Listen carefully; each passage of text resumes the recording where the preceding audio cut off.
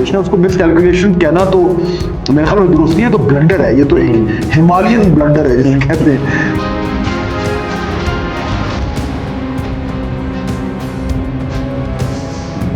Iran ने वो तोता पकड़ लिया, अब उसकी जो है ना वो ऐसे मरोड़ता है उसको, तो अगर देव की जो है चीखें निकल रही है, इसलिए जो कंज्यूमर है उसकी चीखों की आवाज जो है ना वो इधर इस्लामाबाद तक आएगी, आनी शुरू हो जाएगी, तेहरान तक तो जानी शुरू हो गई। हो गया ना कि गल्फ कंट्रीज ने जितना नुकसान उठाया है, तो अगर अमेरिका को हजारों मील दूर से बुलाकर हमने अपनी सरजमीन पे बिठाकर और अपने तहफ़्फ़ुज़ के लिए जो है ये पूरा एक सिस्टम बनाया हुआ था, वो उल्टा हमारे गले पड़ गया है। इस जंग से अमेरिका ने रूस को फायदा पहुंचा दिया। हाँ। दूसरी तरफ चीन के जो अभी वज़ीर-ए-आज़म और वहां से जो फील्ड मार्शल गए हैं सऊदी अरेबिया, वो इसीलिए है कि हम जो हमारा डिफेंस पैक्ट है हमने उसको हमने हर हवाले से उसको वैल्यू देनी है। सर, आज ईरान जंग को 2 हफ्ते मुकम्मल हो चुके हैं। इन 2 हफ्तों में अभी तक तो हमें कहीं नजर नहीं आ रहा कि एक जगह फुल स्टॉप लग जाएगा। कल के अगर हम इवेंट्स देखें तो उसमें जो ईरान के नए सुप्रीम लीडर हैं मुज्तबा खामनाई, उन्होंने एक ऑडियो मैसेज दिया, उसमें उन्होंने बड़ी 2-3 इंपॉर्टेंट बातें की हैं जो आगे चल के वन बाय वन हम उन पे बात करेंगे। उसके बाद एक बड़ी डेवलपमेंट ये है कि इराक में जो है वो रिफ्यूलिंग एयरक्राफ्ट था जिसको मार गिराया गया, लेकिन अमेरिका ने अभी ये कहा है कि गिरा है, लेकिन किस तरह गिरा है इसकी अभी तक डिटेल उनकी तरफ से नहीं आई ऑफिशियली। और उसके साथ जो है जो स्ट्रेट ऑफ हॉर्मज़ है वहाँ पे भी जो शिप्स हैं वहाँ पे अटैक का सिलसिला जारी है, कोई सी माइंस हैं जो यूज़ कर रहे हैं ईरान वाले, तो सूरत हाल अभी बड़ी कशीदा चल रही है। और दूसरी साइड पे अगर पाकिस्तान के पर्सपेक्टिव से देखा जाए तो प्राइम मिनिस्टर साहब कल अचानक जो है वो सऊदी अरब गए हैं, उनके साथ चीफ ऑफ डिफेंस फोर्सेस भी थे, वहाँ पे क्राउन प्रिंस से वो मिले हैं। इस पर भी हम तजिया करेंगे कि पाकिस्तान इस वक्त कितना इंपॉर्टेंट प्लेयर है आजकल के हालात में। ईरान के सदर से भी वजीर आजम की जो है वो फोन पे बात हुई है, उसमें भी 2-3 चीजें शराइत के हवाले से उन्होंने बात की है, उस पर भी हम बात करते हैं वन बाय वन। सबसे पहले मेरे ख्याल में जो खामनाई साहब ने स्टेटमेंट दी है, उनके जो स्टेटमेंट सामने आई है उसमें बड़ी क्लैरिटी नजर आ रही है। वो कह रहे हैं कि जो मिनाब स्कूल के बच्चों का बदला है वो हमने लेना ही लेना है अमेरिका इसराइल से। दूसरी इंपॉर्टेंट बात जो उन्होंने की है, उन्होंने ये कहा है कि जो मशरिक वुस्ता के ममालिक हैं वो अमरीकी अड्डे बंद करें वरना हम उन पे हमला जारी रखेंगे। तीसरी इंपॉर्टेंट बात उन्होंने ये की है कि जो स्ट्रेट ऑफ हॉर्मज़ है वहां से तो हमने किसी सूरत में किसी तेल के जहाज को गुजरना नहीं देना। तो इस क्लैरिटी को आप किस तरह से देख रहे हैं और कंपेयर करें ट्रंप साहब जो सुबह और बयान दे रहे हैं शाम को और बयान दे रहे हैं? देखिए, मेरे ख्याल में ये बड़ा इंपॉर्टेंट डेवलपमेंट है जो सुप्रीम लीडर का ये बयान आया है। वो एक यानी कि एक स्टेटमेंट है जो कि उनके स्टेट टीवी पे चलाया गया, तो उसमें उनकी सुप्रीम लीडर की आवाज़ तो नहीं है, लेकिन उनको जो बयान है वो बिल्कुल क्लियर है और बड़ा तफसीली बयान है। और कल मैं देख रहा था कि जितने भी इंटरनेशनल चैनल उन सब ने उनको पूरा चलाया है बाकायदा तौर पर ट्रांसलेशन के साथ। तो उसमें ये तो क्लियर हो गया कि ईरान की तरफ से कोई फ्लेक्सिबिलिटी नहीं है, कोई उसमें ये जिक्र नहीं है कि जी हम बात करने को तैयार हैं, या ये कि अगर हमारी ये बातें मान ली जाएं तो हम फिर इसको सीज फायर की तरफ जा सकते। कोई ऐसी बात, कोई दरमियानी बात कोई नहीं की। उन्होंने बिल्कुल दो टोक अल्फाज में कहा है कि हमारी ये रेजिस्टेंस जारी रहेगी, और जिस तरह आपने कहा कि जो उन्होंने कहा कि जी इसका इंतकाम लिया जाएगा, जो इनोसेंट मासूम बच्चों को कत्ल किया, बेदर्दी से कत्ल किया गया है। और ये कि दूसरा जो है वो जो मेरे ख्याल में सबसे इंपॉर्टेंट चीज़ है कि उन्होंने कहा कि स्ट्रेट ऑफ हॉर्मुज़ जो है उसको बंद ही रखा जाएगा। क्योंकि देखिए ये तो क्लियर हो गया ना, जिस तरह आपने कहा कि 2 हफ्ते हो गए इस वॉर को। इस 2 हफ्ते की जंग में अगर हम ये कहें ना कि 2-3 जो बिल्कुल की डिफाइनिंग फैक्टर्स हैं जो उभर कर सामने आ रहे हैं, यानी हमारी ज़बान में कहते हैं कि जो मेन हेडलाइन क्या बन रही है 2 हफ्ते में, तो वो मेरे ख्याल में 2 चीज़ें। एक है स्ट्रेट ऑफ हॉर्मुज़ की बंदिश और उससे जो इम्पैक्ट हो रहा है तेल की कीमतों में, और पैनिक मच रहा है पूरी दुनिया में। और दूसरी चीज़ है जो ये स्कूल पे हिट किया है अमेरिका ने, और 180 लोगों को शहीद किया, जिसमें मेरे ख्याल में 160-65 के करीब बच्चियां हैं जी। ये दो जो चीजें हैं ना, ये इस कॉन्फ्लिक्ट को डिफाइन कर रही हैं। और ये जब खत्म होगा, ये कॉन्फ्लिक्ट जब भी खत्म होगा, तो मुझे लगता है कि उसके बाद जो फॉल आउट होगा उसमें ये दो चीजें जो हैं, ये बहुत हद तक इनका जो इम्पैक्ट है वो आने वाले दिनों में बढ़ता ही रहेगा। अच्छा, अब मैं ये क्यों कह रहा हूं, क्योंकि देखिए अभी हम बात करते हैं, बाकी जो आपने जिक्र किया जो बहुत सारे डेवलपमेंट्स होंगे, लेकिन ये जो दो ब्रॉड ट्रेंड्स हमें नजर आ रहे हैं, इस ट्रेंड के बारे में बात करते हैं। पहला तो ये कि तेल की कीमतों के हवाले से बार बार ये खबरें आ रही हैं कि वेस्टर्न मीडिया में कि इन्होंने मिसकैलकुलेट किया, अमेरिकनों ने मिसकैलकुलेट किया, उन्होंने वो समझे कि शायद ये इस तरीके से, इतने मौसर तरीके से ये इकोनॉमिक वॉरफेयर नहीं कर पाएंगे और स्ट्रेट ऑफ हॉर्मुज को बंद नहीं कर पाएंगे, और तेल की जो सप्लाई है उसको इतना ज़्यादा उस पर असर नहीं होगा। अब वो इतना बड़ी मिसकैलकुलेशन है, उसको मिसकैलकुलेशन कहना तो मेरे ख्याल में दुरुस्त नहीं है, तो ब्लंडर है, ये तो एक हिमालयन ब्लंडर है जिसे कहते हैं।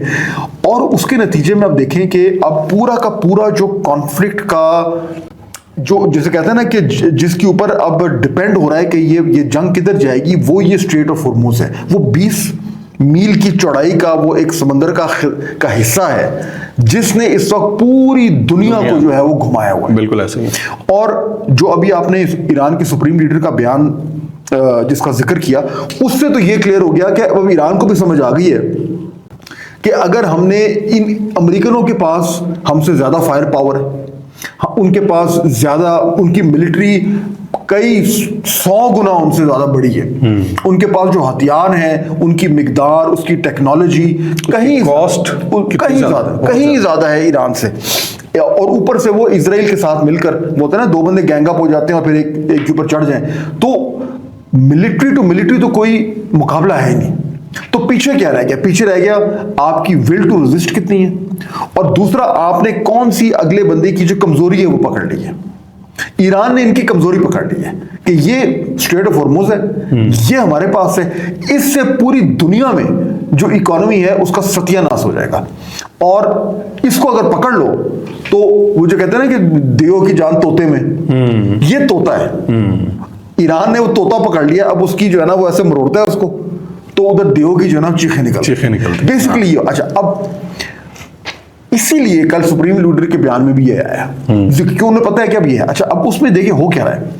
स्ट्रेट ऑफ हॉर्मुज के हवाले से दो की एलिमेंट्स हैं जिसके बारे में हमें बिल्कुल क्लियर होना चाहिए। पहली चीज ये कि अमेरिका ने जो मिसकैलकुलेट किया सो किया, बट ट्रंप साहब बार बार ये कह रहे हैं कि कीमतें कंट्रोल में आ जाएंगी, इन्होंने लोगों को दिलासा दिला रहे हैं, और वो कह रहे हैं कि जी हमारे पास तो बड़ा तेल है, और जो सप्लाई अगर इधर रुक रही है तो जो बाकी जगह तेल की सप्लाई है उसको हम रिलीज करेंगे तो सप्लाई डिमांड का जो एक डिफरेंस आ रहा है वो खत्म हो जाएगा या कम हो जाएगा और कीमतें नीचे आ जाएगी।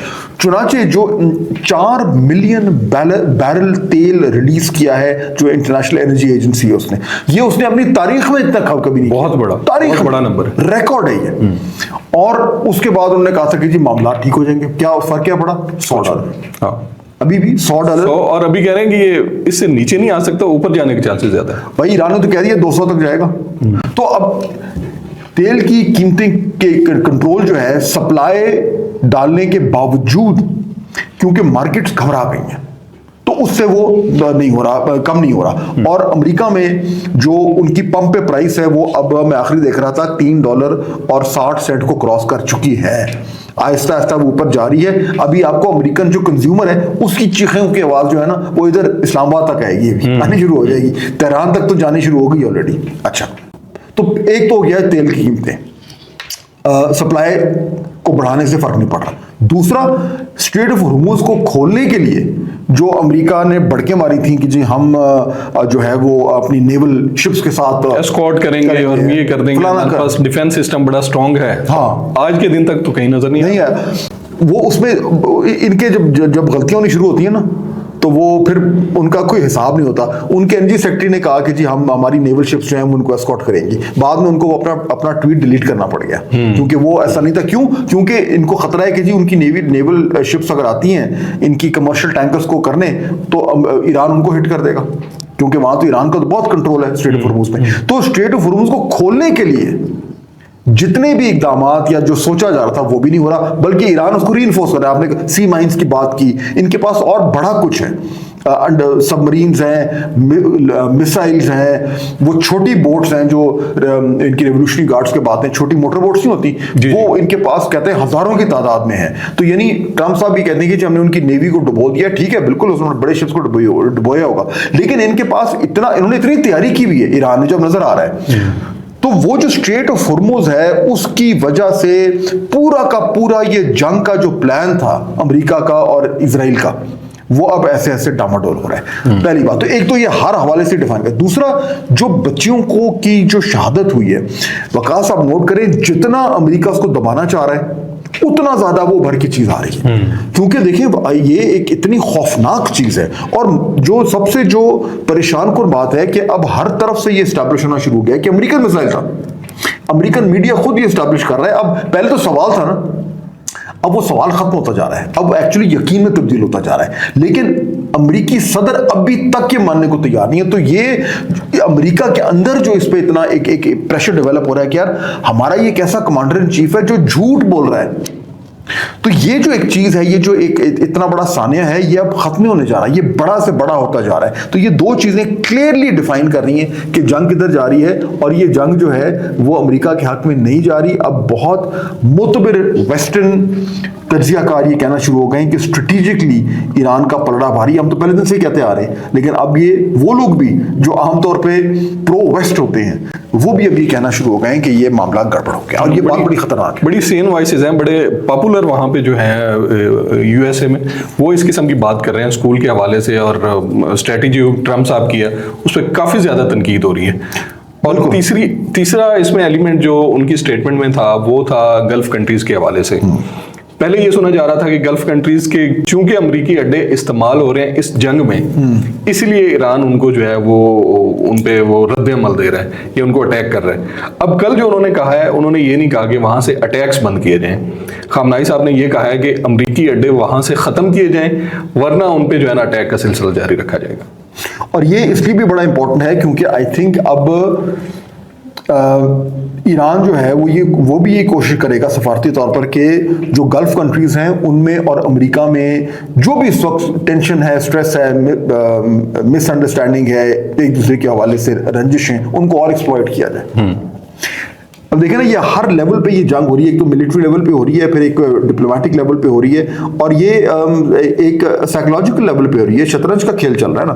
तो अमेरिका और इजराइल ये चाहते हैं कि जी ईरान के अंदर जो है दरारें डाली जाए, उनका जो एक रूलिंग सेटअप है उसके अंदर जो है वो दरारें डाली जाए, एक सिविल वॉर जैसा माहौल क्रिएट किया जाए। इसलिए वो बात हो रही थी कि जी कुर्दों को भी हथियार दो, और उनके जितने भी अपोजिशन के यानी कि जो रिजीम के मुखालिफ जो ग्रुप्स हैं, जिसमें बलोच भी हैं, उसमें कुर्द भी हैं, उसमें और भी लोग हैं, उनको हथियार दो, CIA कह रही थी। और वो आके और अंदर रिजीम के खिलाफ जो है वो बाकायदा तौर पर एक सिविल वॉर शुरू करें। तो वो उधर वो ये कोशिश कर रहे हैं, लेकिन उसमें भी कुछ स्टेटमेंट्स ये आ रही थी कि वो फिजिबल नहीं लग रहा, वो इतना आसान नहीं है। ठीक कह रहे हैं, नंबर उनके कम हैं, उसके बाद वो ट्रेंड नहीं है, और तीसरा ये कि उनको हथियार दे दिए जाए तो इन फ्यूचर वो कहाँ पे कैसे इस्तेमाल कर सकते हैं इसका। ये बिल्कुल सही बात है, और इसीलिए उसका कोई अभी तक इम्पैक्ट नहीं हो रहा। लेकिन दूसरी तरफ देखें कि अब ये भी बड़ी क्लियरली अंदाजा होता जा रहा है कि देखें ये तो इस्टेब्लिश हो गया ना कि गल्फ कंट्रीज ने जितना नुकसान उठाया है वो शायद कभी उन्होंने सोचा भी नहीं होगा।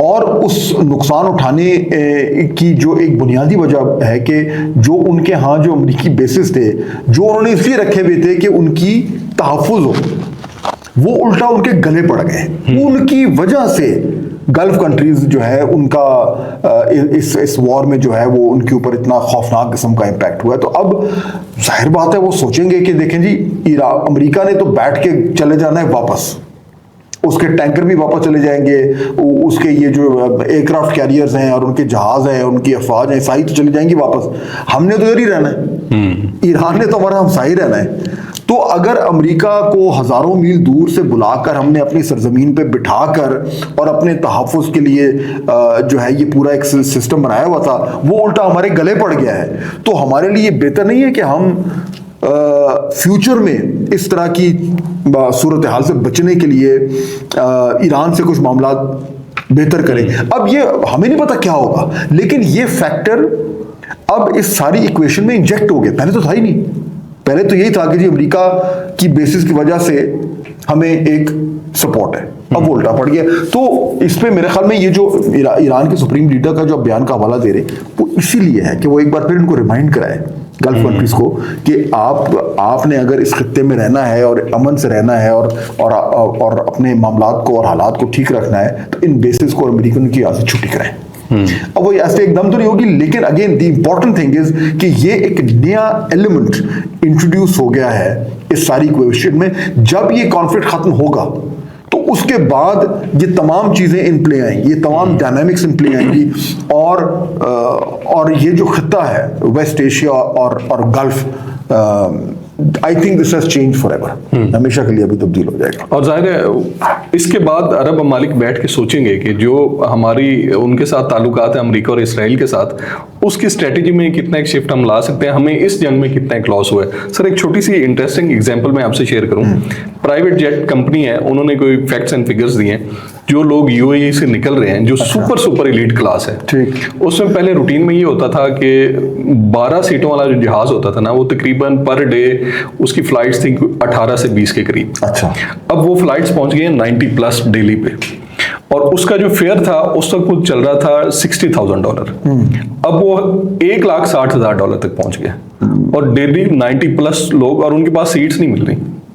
तो सुपर एलीट जिन्होंने वहां दौड़े लगी हुआ दौड़े लगी, बिल्कुल ठीक है, परेशान। और वैसे ही एविएशन की हर तरफ प्राइसेस जो हैं, अभी आपने एयर ट्रैवल करना हो तो वो तो इस टाइम जाहिर बात है, यानी आई थिंक ये कभी किसी ने नहीं सोचा था कि इस एक जंग से पूरी दुनिया इंपैक्ट कर जाएगी। हो गई है, हर हवाले से पूरी ग्लोबल इकोनॉमी इंपैक्ट कर गई है। और इसीलिए ईरान को जो है ये जो ईरान के पास जो ये पत्ता था जो उन्हें खेला है, इसको अंडर एस्टिमेट किया गया था, और उस पत्ता खेलने के बाद उसका जो इम्पैक्ट हो रहा है, जो रिपल इफेक्ट हो रहा है ग्लोबली, उससे ऑब्वियसली प्रेशर जो है वो अमेरिका पे और इजराइल पे बहुत ज़्यादा पड़ रहा है। और ऊपर से अमेरिका को जो पब्लिक ओपिनियन को चेंज करने के लिए जो चीज़ें सबसे मौसर होती हैं, अगर अमेरिका की आप तारीख देखें ना, जहाँ जहाँ देखें अमेरिका वियतनाम गया, उधर उसने साल लगाए और हार शिकस्त खा के वापस आए, और हजारों की तादाद में वहां पे उनके लोग फौजी जो मारे गए, और एक पूरी जनरेशन जो है वो ट्रॉमेटाइज हो गई थी। 70s में जो ये सारे जो वॉर वेटरन्स वापस आए, और वियतनाम वॉर का जो इम्पैक्ट था, पूरी जनरेशन अमेरिका की जो है वो उससे इम्पैक्टेड रही। फिर उसके बाद ये 2002 में जब ये अफगानिस्तान में, वहां पे कितने साल लगा के वहां से शिकस्त खा के वापस गए। इराक में गए, वहां से भी उन्हें सत्यानाश कर दिया इराक का, लेकिन वहां से भी जो हदफ हासिल करने गए थे कुछ नहीं मिला। तो आज इराक में उनका जहाज गिराया गया। हाँ, तो मैं वही कह रहा हूँ साल लगाए आप, लेकिन मैं उसी तरफ आ रहा था कि अमेरिका की जितनी भी ग्लोबल वॉर्स हैं वहां पे उनका जो है वो जो उनको डिफीट्स हुई हैं, उसका एक बड़ा सिवियर इम्पैक्ट होता है उस वक्त की जो उनकी जो पॉलिटिकल सिचुएशन होती है। अब इसमें इसलिए आपने कहा कि इन्होंने कहा था पहले कि जी हम अमेरिकनों ने कि जी ये लंबी नेशन बिल्डिंग वॉर नहीं होगी, ये जल्दी खत्म हो जाएगी, ये उल्टा हो गया, ये तो अब वॉर ऑफ अट्रिशन हो गई है, और इसमें अब अमेरिकनों का नुकसान होना शुरू हो गया है। फौजियों को जो पहले उन्होंने कहा कि हमारे 6 फौजी मारे गए, अब ऐसा तक खबर ये आई कि जी उन 6 के साथ जो है वो 180 जख्मी भी हुए थे, और उनमें से कई बड़े सिवियर जख्मी हुए हैं। उसके बाद 3 जहाज गिर गए F-15। अब ये इतना बड़ा ये रीफ्यूलिंग वाला जेट है, ये गिर गया। सो पॉइंट इज के आहिस्ता आहिस्ता अमेरिका के जो लॉसेस हैं, ये तो वो जो सामने आ रही हैं, जो अभी हमें नहीं बता रहे वो पता नहीं कितने हैं। अब ये जहाज का भी कह रहे हैं कि जो फ्रेंडली फायर नहीं था, कुछ नहीं था, वो एक्सीडेंट हो गया, इन्वेस्टिगेट कर रहे हैं। भाई हर चीज जो है वो एक्सीडेंट ही होती है। तो हालांकि एक ग्रुप ने क्लेम कर दिया कि हमने इनको हिट करके गिराया जहाज को। So again we have no confirmation, but the fact is कि ये सारी चीजें, इनका अमेरिकी पब्लिक ओपिनियन पे इंपैक्ट होगा, इन एडिशन टू जो वो पेट्रोल डलवाने जाते हैं और जो उनको रेट मिल रहा है। तो ऑब्वियसली ट्रंप के ऊपर एक ग्लोबल डोमेस्टिक प्रेशर और इंटरनेशनल प्रेशर बढ़ता जा रहा है। और मैं पहले भी कह रहा था कि ये बात बड़ी खतरनाक है। क्यों भला? क्योंकि जब इतना प्रेशर बढ़ेगा और अगर ये स्टैब्लिश होना शुरू हो गया कि जी अमेरिका हार रहा है, तो फिर वो क्या कर सकते हैं और क्या कर सकते हैं? ये बड़ी एक तशवीशनाक सूरत हाल है। और अभी जो अमेरिका का डिफेंस सिस्टम है वो भी इस 2 हफ्ते में ये लग रहा है कि अब आगे थोड़ी सी थकावट महसूस कर रहा है। आपने भी खबर देखी होगी, एक थर्ड उनका जो एयर डिफेंस सिस्टम है जो वहां पे लगा हुआ था साउथ कोरिया वाली साइड, बिल्कुल सुना है उसको यहाँ पे शिफ्ट कर रहे हैं ईरान वाली साइड पे। एक बहुत बड़ी डेवलपमेंट है, ये बहुत यहाँ पे उनका स्टॉक एंड हो रहा है, बिल्कुल, और ये दूसरी साइड पे देख रहे हैं कि आप सोचें कि ये कई दिन से इसके ऊपर गुफ्तगू हो रही थी कि इनके जो ये एम्यूनिशन है, असलाह जो है ये खत्म हो रहा है, क्योंकि इतना ज्यादा ये फायर कर रहे हैं। इंटरसेप्टर मिसाइल्स हैं, पेट्रियट मिसाइल्स हैं, एयर डिफेंस सिस्टम्स हैं। ईरान ने तो बड़े चुन चुन के उनको ठोका है और डिस्ट्रॉय किए इनके। सबसे पहले तो उन्होंने टारगेट ये किए थे इनके जो ये रेडार सिस्टम से, जो कम्युनिकेशन सिस्टम थे, जिसपे हम बात कर चुके हैं। अब ये खबर ताज़ी, बिल्कुल आपने सही कहा कि खबर आ रही है कि अब ये जो थर्ड सिस्टम है इनका, अच्छा पहले तो उन्होंने क्या किया कि इनके बहुत सारे जो इधर लगे हुए थे मिडल गल्फ एरिया में, जब इन्होंने जाके वो इजराइल मूव करने शुरू कर दिए। उसमें ये जो गल्फ की नेशन, उन्होंने कहा यार ये अच्छी बात है, यानी कि जब जरूरत पड़ी तो हमारे से निकाल के वो इजराइल को दे रहे हैं, क्योंकि उनकी जान ज्यादा अजीज है शायद इनको। अब ये खबर है कि ये साउथ कोरिया में जो इन्होंने लगाए हुए डिफेंस सिस्टम अमेरिकनों ने नॉर्थ कोरिया की खतरे के बायस अब वो वहां से निकालकर और वो इधर लेके आ रहे हैं। इस पे साउथ कोरिया शोर मचा रहा है कि हमारी प्रोटेक्शन के लिए लगाया था। तो यानी देखिए मैसेज क्या जा रहा है, मैसेज ये जा रहा है that you can't depend on America. ये मैसेज इनके अलग, चाहे वो गल्फ वाले हो, चाहे वो अब साउथ कोरियंस हो, चाहे कल को कोई और हो, कि यार जब मुसीबत की वक्त आती है तो आप इन पे इन्हिसार नहीं कर सकते। अब साउथ कोरिया में भी यही इशू हो रहा है, और इससे सारे से फायदा किसको हो रहा है? रूस को और चीन को।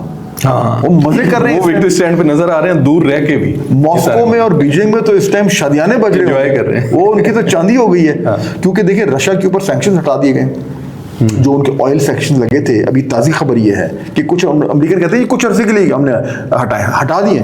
अब जो पैसा रूस बनाएगा अपना तेल बेच के, उसने कई नस्लों का जो मुनाफा उन्होंने कमा लेना है।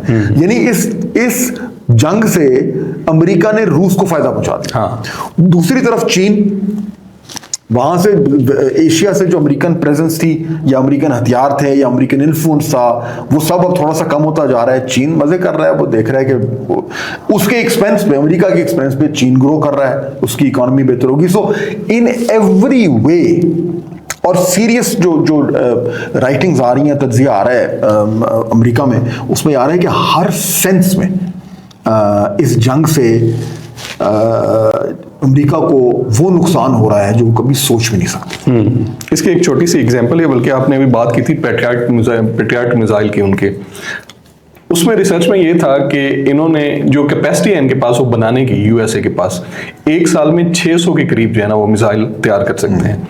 और अभी 2 हफ्ते जंग को हुए हैं और 1 हफ्ते के दौरान उन्होंने 1000 मिसाइल फायर कर दिए यहाँ पे। 2 हफ्ते के अंदर 1000। इट मींस के जो उनकी 1.5 साल की प्रोडक्शन थी उन्होंने 2 महीने में साइड। बिल्कुल, इसलिए तो इतना क्राइसिस मचा हुआ है। तो अब अगेन पॉइंट ये है कि ये सारा कुछ जानते बूझते हुए अमेरिका के पास और ट्रंप के पास फिर क्या ऑप्शन है? क्योंकि देखें, अगर ये एस्टैब्लिश हो गया कि ट्रंप ये वॉर हार गया, तो उसका सियासी करियर तो तबाह हो गया, और स्टेट को भी नुकसान होगा। स्टेट को तो खैर होना ही होना है। अमेरिका का जो एक ओवरऑल था, देखिए ना, अब ये ये जो बात होती थी कि जो अमेरिका का अब जवाल शुरू हो गया है, अब वो तो नजर आ रहा है। और अब लोग कह रहे हैं कि जी वो जवाल जिसको इस्टेब्लिश होते होते कई साल लगने थे, वो चंद हफ्तों में इस्टेब्लिश हो गया कि और ईरान के हाथों हुआ है। और ईरान के हाथों हुआ है कि ये वो सुपर पावर है जो इजराइल के साथ मिलकर, और एक छोटे मुल्क जिसके ऊपर उसने बिल्कुल कोई कसर नहीं छोड़ी, उसको नहीं कंट्रोल कर पा रहा। और उसके अलावा जो है वो उसका जो इतनी एक हवा था कि जी उसकी जो मिलिट्री है, जो वाकई में, यानी अगर आप सिर्फ प्योरली मिलिट्री बजट देखें तो अमेरिका जितना अपनी मिलिट्री पे खर्च करता है, that is more than the next 10 countries combined. तो उस सारे के बावजूद भी उसका कभी कोई मिसाइल कम हो रहा है, कभी कोई डिफेंस सिस्टम जो है वो कम पड़ गया है, कभी इंटरसेप्टर नहीं मिल रहे। तो यानी हर हवाले से अमेरिका जो है उसकी तो बड़ी ठीक ठाक बेइज्जती हो रही है। बिल्कुल सही है। अच्छा, अभी अपने रीजन पे आ जाए, पाकिस्तान पे। कल से आपने 1-2 इंपॉर्टेंट डेवलपमेंट्स देखी हैं। एक तो पहले जो ईरान के सदर हैं उनका टेलीफोनिक रब्ता हुआ वजीर आजम शहबाज शरीफ साहब। उसके बाद स्केड्यूल में नहीं था, अचानक खबर आई कि प्राइम मिनिस्टर साहब ट्रैवल कर रहे हैं सऊदी अरब और रियाद में वो क्राउन प्रिंस से मुलाकात करेंगे। तो उनके साथ चीफ ऑफ डिफेंस फोर्सेस भी थे, प्राइम मिनिस्टर भी थे, नायब वजीर आजम भी थे। तो वहां पे बड़ी इंपॉर्टेंट मीटिंग हुई है। तो पाकिस्तान को इस टाइम में कितना की प्लेयर आप देख रहे हैं, और पाकिस्तान को एक जो बैलेंसिंग एक्ट रखना है इस सिनेरियो में, वो कितना एक चैलेंजिंग है? देखिए, मेरे ख्याल में पाकिस्तान ने अभी तक तो सफारती तौर पर बिल्कुल ठीक किया है, अच्छा बैलेंसिंग किया है। हम एक बड़ी मुश्किल पोजीशन में हैं, लेकिन उस मुश्किल पोजीशन को नेविगेट करने के लिए जो हाथ पैर मारे जा रहे हैं, मुझे लग रहा है कि उससे कम से कम अभी तक अगर कोई बहुत बड़ा फायदा नहीं हुआ तो बहुत बड़ा नुकसान भी नहीं हुआ। और इसीलिए आप देखें कि हम लोग अभी यूएन में जो रेजोल्यूशंस पेश हुई बहरीन ने की, उसको हमने सपोर्ट किया। बनता भी हम, क्योंकि देखिए ना, हमारा प्राइमरी चीज़ तो गल्फ कंट्रीज से, हमारा खासतौर पे सऊदी अरेबिया से तो बहुत ही करीबी रिश्ता है, और अब डिफेंस पैक्ट की बात और ज़्यादा हो गया है। लेकिन साथ साथ हम ये भी नहीं कर सकते कि हम ईरान की मजम्मत करें, तो हम उनके साथ भी बातचीत कर रहे हैं। और जिस तरह आपने कहा कि उनके सदर से हमारी वज़ीर आज़म की बात हुई है, और हम अमेरिका को भी नाराज़ नहीं कर सकते, तो हमारे लिए तो एक बड़ा मसला है। लेकिन अगेन आप देखें कि हम बचा के, अपना दामन बचा के जो हम चल ही रहे हैं। और ये भी पॉजिटिव चीज़ देखें कि सबके साथ हमारे अच्छे ताल्लुकात हैं अभी तक तो है, देखिए। और हमारे पर एक वर्स्ट केस सिनेरियो तो ये है कि जी हमें इस जंग में कहीं ना कहीं एग्जैक्टली यानी कि हिस्सा डालना पड़ जाए, वो अभी तक हम नहीं कर पा रहे। मेरे ख्याल में इसीलिए जो अभी वज़ीर आज़म और जो फील्ड मार्शल गए हैं सऊदी अरेबिया, वो इसीलिए है कि हम जो हमारा डिफेंस पैक्ट है, हमने उसको हमने हर हवाले से उसको वैल्यू देनी है। और सऊदी अरेबिया के साथ तो कभी हम यानी उनसे जो हमारा रिश्ता है उस पर तो हम कॉम्प्रोमाइज़ कर ही नहीं सकते, हम इतना डिपेंडेंट हैं उन पर। लेकिन साथ साथ हम ईरान के साथ भी कोशिश कर रहे हैं कि हो। तो मेरे ख्याल में पाकिस्तान का जो basic in the larger conflict हमारा तो मेरे ख्याल में कोई रोल नहीं है, ठीक है। लेकिन हमारा जो की मकसद है या आउटकम है या ऑब्जेक्ट है, वो ये कि इससे हमें को बड़ा नुकसान ना हो जाए। हमारे जो की रिलेशनशिप्स हैं वो उनमें कोई नुकसान ना हो, को उन पे आंच ना आए। तो हमारी सारी जो डिप्लोमेटिक फोकस और एनर्जी है वो ये कि हम अपने आप को बचाए रखें और अपनी जो हमारी ताल्लुकात हैं उनको बचाए रखें। और किसी तरीके से हमारी जो इकोनॉमिक जो हमारे पास एक प्रेशर आ रहा है वो सब पे ही आ रहा है, वो तो सिर्फ हमारे पे तो नहीं आ रहा। लेकिन रिलेशनशिप जो हमारी बड़ी करीबी टाइप है उनको लेके हमने आगे चलना है। तो इसलिए मेरे ख्याल में ये जो डिप्लोमेटिक इनिशिएटिव हम ले रहे हैं, मुझे लगता है कि अभी तक तो सो फार सो गुड, ठीक है।